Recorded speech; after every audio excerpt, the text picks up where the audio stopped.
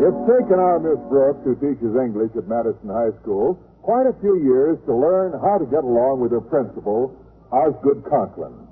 But lately, even in his more difficult moods, he's found ways of getting around him. Yes, and one of the best ways is up the fire escape on the other side of the building. This was the route I took to class most of last week, when our beloved principal was on one of his infamous economy drives. This newest campaign was particularly ill-timed, since Mr. Boynton badly needed new equipment for his laboratory, and since I badly needed Mr. Boynton a new desk for my classroom, I was pretty depressed. For 3 days, my landlady saw the gloom gathering, and Thursday morning at breakfast, she tried to dispel it. Connie, don't you want to let me hear about your problem? I'd love to, Mrs. Davis, but it's really nothing you can help me with. Well, all right, dear. If you don't choose to discuss it, I certainly won't pry. Thanks, Mrs. Davis. I think I'd better keep this to myself. Just as you say. But I know if it were me, I'd want to tell someone about Mr. Conklin's economy drive and how it's going to affect Mr. Boynton getting his new laboratory equipment and you getting new desks for your classroom. As I say, I think I'd better keep this to yourself.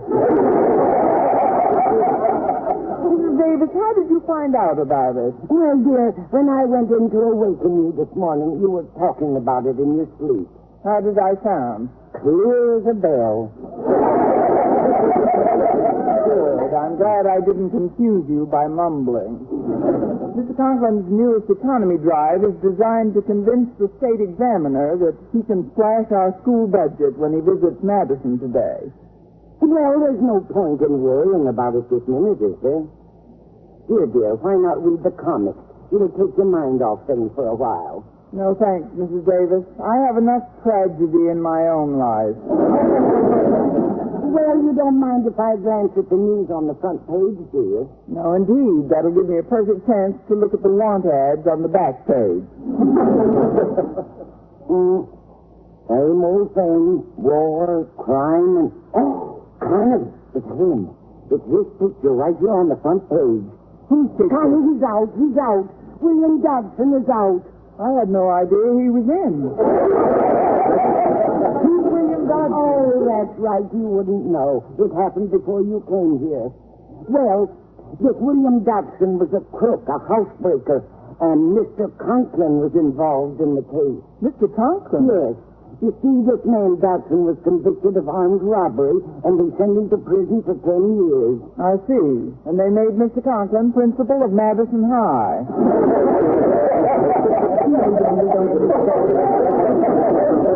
Mr. Conklin was foreman of the jury which convicted Dodson. The jury was split 11-1 for releasing him, but gradually Mr. Conklin convinced them all of his point of view. It sounds like the jury was made up of his faculty. But why get so excited, Mrs. Davis? Well, Dodson claimed he was innocent. And when he heard what had happened, he swore as soon as he got out, he'd find Mr. Conklin and kill him. And he got out yesterday? Yes. The story says he was paroled yesterday. Well, he'll have to hurry if he wants to do us any good. Connie, this is no laughing matter. Look at this picture of Mr. Dodson. Look at that thick black hair and those eyebrows, that menacing scowl, that long scar down the side of his face. Does this look like the face of a man who wouldn't use a gun? This looks like the face of a man who wouldn't have to use a gun. Scare his victim to death. But Mrs. Davis, all this happened many years ago. Dodson's certainly forgotten about his threat by now, anyway. Well, that's probably Walter to drive you to school. Come on in, Walter. I'd better go out and get the boys some breakfast. Greetings, Miss Brooks, on this, one of the blackest days in Madison's annals. What's the matter, Walter?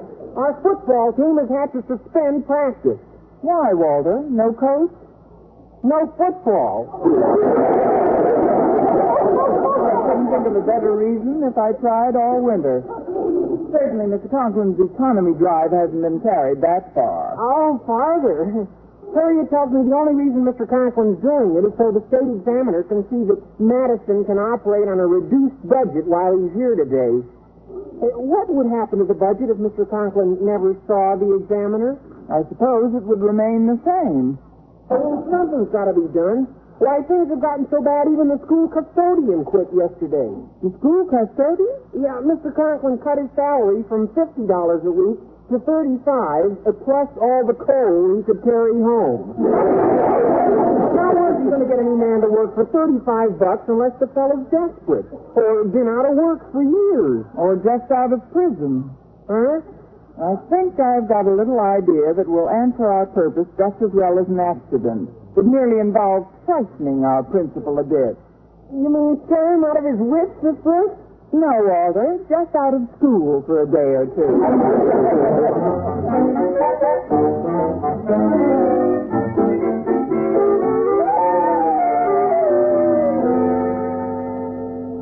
But, Daddy, how far can you carry your economy program? Watch me. It's done solely for the benefit of my school. But this year's budget provides... Harriet, this year's budget is subject to revision as soon as Mr. Lonergan arrives this afternoon. However, right now I have the more pressing problem of replacing our school custodian. Well, that's part of what I'm saying, Daddy.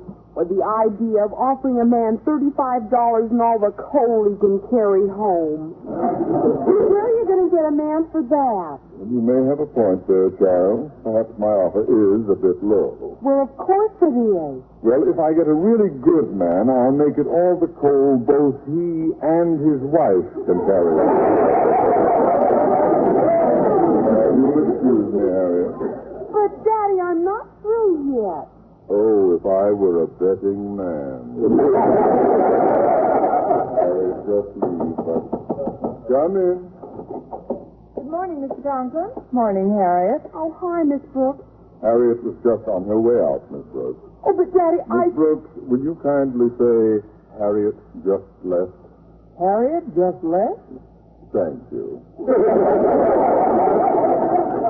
And now, Harriet, you wouldn't want to make a liar out of Miss Brooks.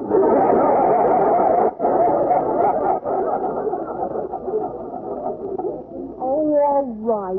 Bye, Miss Brooks. Bye, Harriet. I know.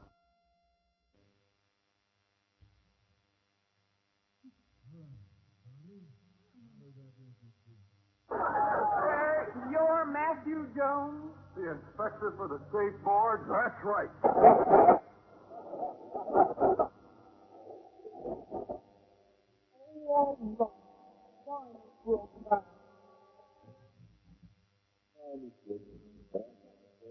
Any financial by saying absolutely no expenditures. I didn't come in for anything like that. I just stopped by to get news. Mr. Harvey, our school principal, resigned, so late yesterday afternoon I hired him. I hope I haven't overstepped my authority, Mr. Thompson. Yes, my dear. Oh, why, that's splendid. Splendid. And this is going to work for 35. And he says he'll be carrying the coal. His new suit carrying. Yes, he said that one when he left his last job the day before yesterday. Yes, he was really good. His last position long. Oh, yes, sir. He spent 7 years in the same place without ever once leaving the game. That's a fine record. What is his name, Miss Brooks? William Dodson. That's a good sounding name. That has a real respectable character. What his name? William!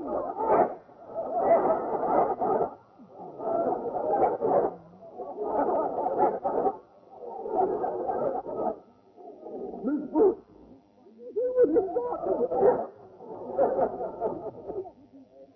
He is in Dannemora, or is in Ackerman, Beach, and Devil's Island. Why, Mr. Conklin, do you know the man? You know him? He's what killed me. I was foreman of the jury that sent him to jail for 10 years, 7 years ago. He's out. Wait a minute. He can't be out of jail yet. He can't. He can't. William Dodson, the ex-convict, news of his release would be in the paper. Probably right on the front page. Listen, now you can see it. That's the thing that I haven't read this morning's paper yet. Well, I have it right here on my desk. Let's see now. Nothing but the usual stuff. War, crime. This versus him!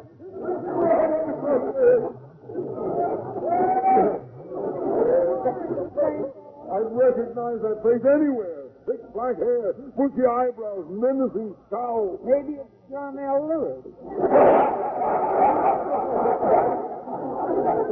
William Dodson is out. He's been paroled.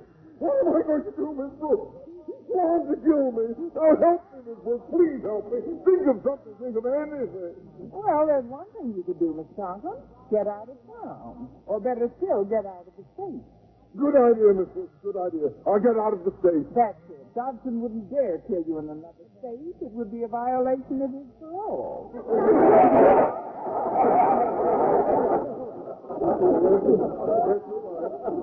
I'll grab the first train. Well, there's no time to lose. I'll leave at once. Goodbye, Miss Brooks. I'll see you when this blows over. Well, that worked even better than I thought it would. Now, Mr. Conklin, how was your trip? Just what was I thinking of? I can't leave now. What about my new budget? Oh, take it with you by all means. Give you something to read on the train. No, you don't understand. Mr. Lonergan will be here at 3 to go over it with me. It's his only day in town. I can't disappoint him. But you can't disappoint me either. That is, what about Dodson? Well, I'll keep written most of the day, Miss Brooks. And when you see Dodson, tell him the job is filled. Tell him one false move, and he'll be back up the river. Yes, sir, but I hope he gets here before 3. Why? Because after that, I'll be up the creek.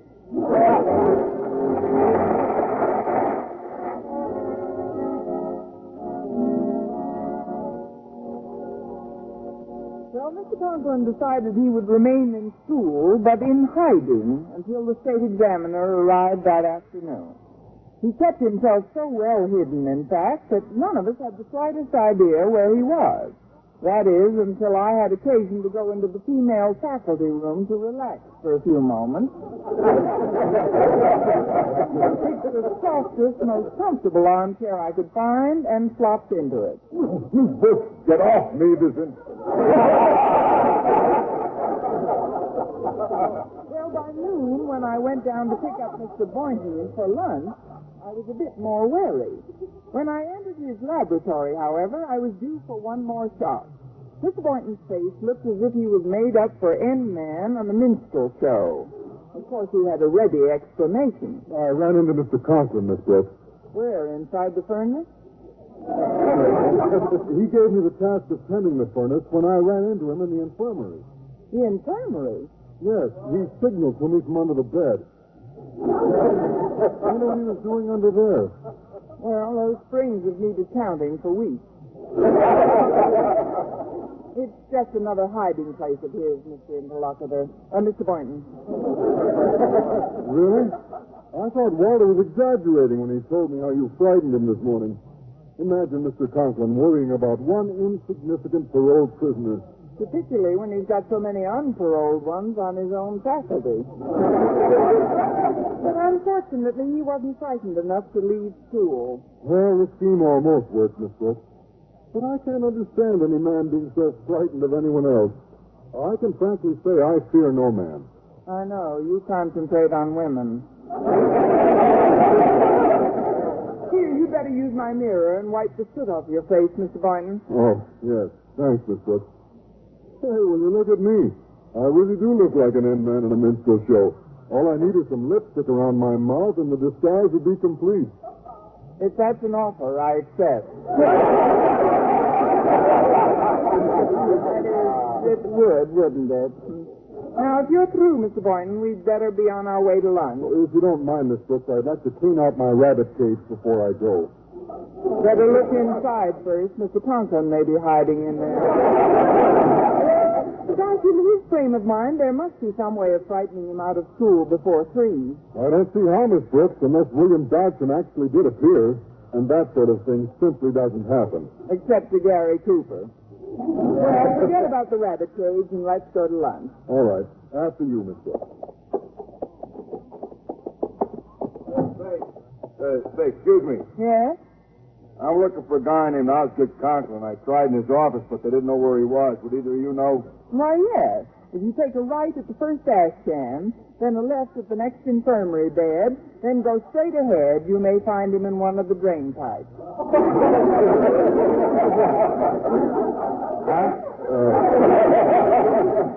We don't know where he is either. No, we haven't the slightest idea. But pardon me, but you look awfully familiar. Haven't I seen your face somewhere before? It's possible. If you looked over this morning's paper. Oh, I looked over it, but you're definitely not Mrs. Davis. However, I'm sure The morning paper. Of course. You're William Dodson. That's right. William Dodson. Oh, don't shoot. Please don't shoot. I'll do anything you say, only please don't shoot. Read your publicity. Shoot Mr. Conklin.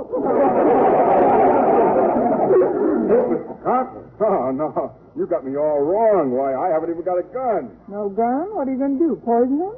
Strangle him? Stab him with a knife? Don't make it anything too messy. He cut the cleaning woman's salary, and we wouldn't want to lose her, too. What method do you intend to use? Strangling? Poisoning? What method? Lady, the only reason I'm here is to thank Mr. Conklin. Now, that's a method I would never have thought of. Thank him? You're here to thank him? But he's the man who convinced the whole jury that you were guilty. I know. And I'll be grateful to him as long as I live. If I wasn't so fascinated, I'd faint. But how could you possibly be grateful to him for sending you to jail? Oh, lady, you don't know what it's like. For the first time, I was living a good, clean life. Good food, plenty of exercise. I had absolutely no worries.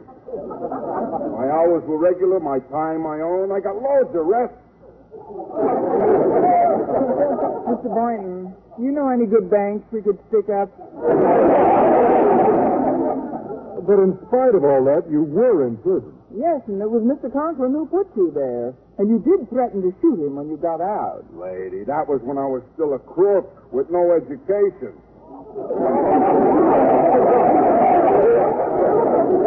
Well, you know, I even went through high school while I was in prison. I knew it. That ruins most people. That is, you certainly got a lot more out of it than most people. Well, if you're so determined to thank him, Mr. Dodson, could you please put it off until tomorrow? That's it. Threaten him today and thank him tomorrow. Look, I don't even know what you two are talking about, but I've been waiting 7 long years to thank Mr. Conklin, and today's the day I'm going to do it, just as soon as I can find him. Then find him you will, Mr. Dodson, and I know Mr. Boynton will be delighted to help you. I will? Yes, I just recalled Mr. Conklin saying he was going down to the boiler room to speak to the new school custodian. You know, Mr. Boynton, the room with the big heavy door with the big lock. Oh, yes, the boiler room. Come on, Mr. Dodson, I'll take you down there. Well, thanks, but I won't be putting you out, will I? Oh, I don't mind putting myself out a little. No, indeed, particularly when it's more important to put someone else in.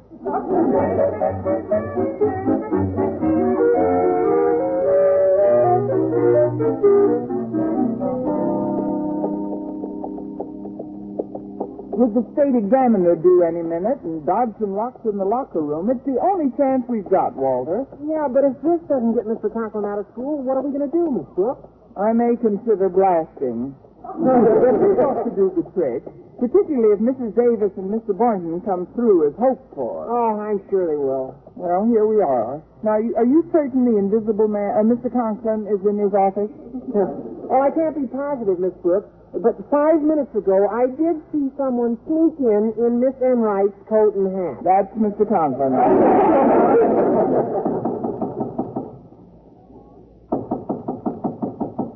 Oh, that's funny. Well, I could have sworn he was in there. Oh, he's in there. It's just difficult to hear anything from under the desk. Go in. Oh, okay. Good luck, Miss Brooks. Mr. Conklin, Mr. Conklin. Oh, it's you, Miss Brooks. Goodness, I almost wrenched my back leaping under the desk. For a moment, I thought it was you-know-who. Well, that's what I came in to see you about, sir. You-know-who, Dodson, is coming. I'm going. When did you speak to him, Miss Brooks? I finally spoke to him on the phone not 2 minutes ago. I told him he was fired, but he didn't take it at all well. What do you mean? He said he'd be right over to kill you. You better leave at once, sir. Oh, I want to, Miss Brooks, but Mr. Lonergan will be here in a minute, and he expects to see me. Conklin, forgive me for breaking in like this, sir, but get out as quick as you can. Flee for your life. He's in the building. He's in the building? Who's in the building? That's who. It's Dodson, Mr. Conklin. Yes, sir. Get out while you still can. It was all I could do to get here ahead of him to warn you. But Miss Brooks only spoke to him on the phone 2 minutes ago, Boynton. He was probably calling from the corner drugstore. You'd better get out at once, sir. Oh, yes, at once. You didn't tell him the truth about where I was, did you, Boynton? Oh, I had to, sir. He forced me to at the point of a gun, Mr. Conklin. At the point of a gun? Then it's true, he's got a gun. If he's headed this way, I can't get out in time. Quick, lock the door. Never mind. I'll do it. Here. Well, at least that ought to hold it for a little while. All right, Conklin, you rat.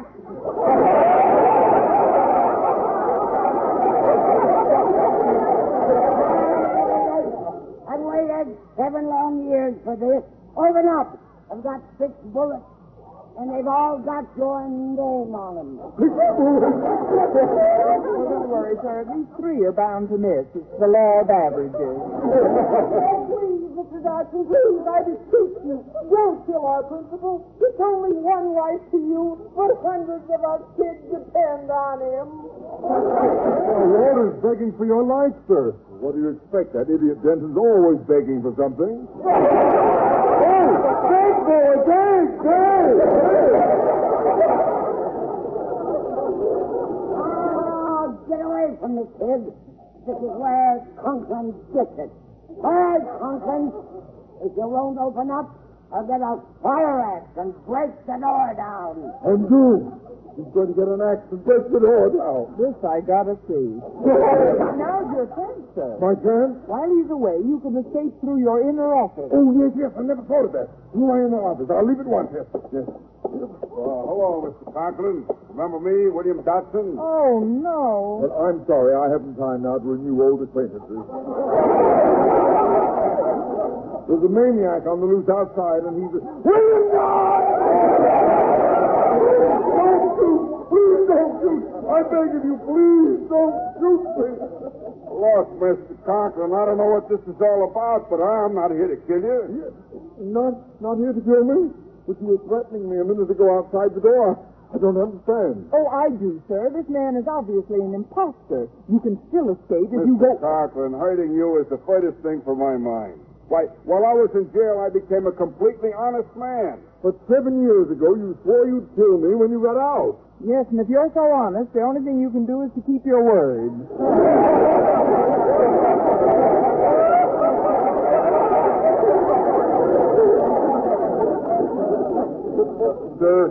The reason I came by today was to thank you. You came by to thank me? Sir, you're not going to believe that after what you just heard outside the door. Mr. Conklin, I'll always be grateful to you for giving me the 7 best years of my life. But when I told these people I wanted to thank you, they locked me in the boiler room. What? Oh, he had to, sir. How did we know what he'd do after he thanked you? After all, you heard him threaten you. How do you know what he'll do next? Look, there's still time to escape, sir. All right, Conklin.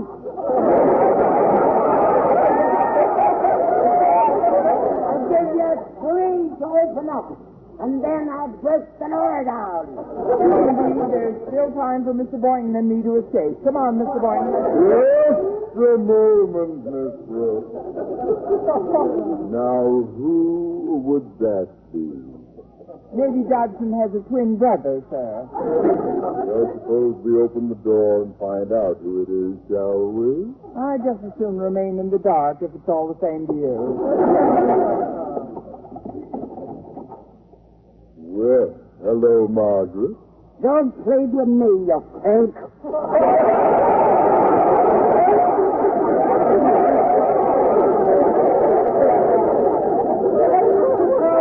use, Mrs. Davis. I'm sure he recognizes you. I thought so. I had a feeling this handkerchief over my face wouldn't do much good.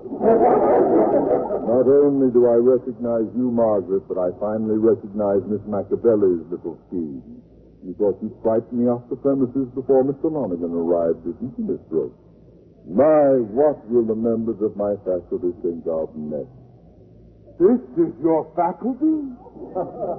Boy, am I glad I took my high school courses by correspondence. You haven't a thing on me. I wish I taught that way. Mr. Conklin, I know all this looks bad, but we had to do something. What would we have done after you presented your revised budget to Mr. Lonergan? You would have done extremely well, Boyden, since I had revised it appreciably upward. Upward? Upward? Upward? You can close your collective mouth now. My emergency program was designed to convince Mr. Lonergan that no school could exist on our current expenditures. The revised budget is right over here on the desk. Anybody care to see it before I make one more revision? One more revision? Yes, Miss Brooks.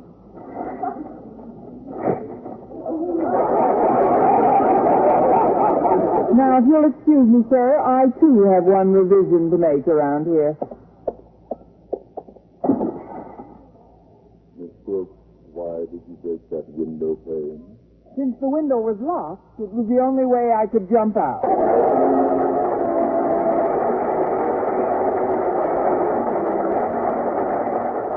Miss Brooks, starring Eve Arden, transcribed, is produced and directed by Larry Burns, written by Joe Quillen, with the music of Wilbur Hatch.